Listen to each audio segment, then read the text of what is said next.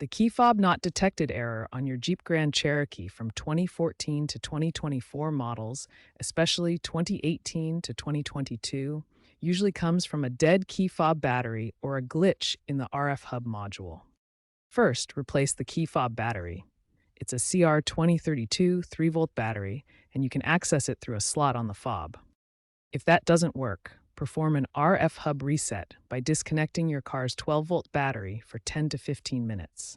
This clears the RFHUB's memory and can resolve software glitches.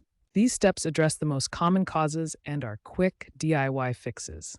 Start here before going to the dealer. If battery replacement and RFHUB reset don't resolve the key fob issue, the problem may involve the antennas or deeper software faults.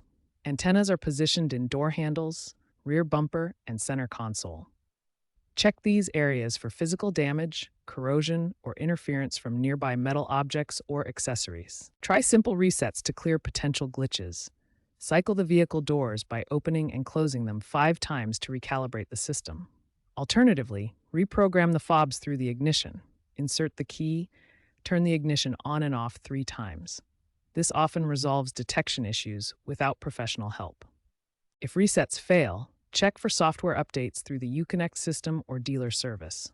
Persistent issues may require RFHUB module replacement by a dealer, typically costing $200 to $500, often covered under recalls or warranty. Looking ahead, by 2025, Stellantis has integrated Digital Key Plus in the Uconnect app, enabling phone-based vehicle entry and start.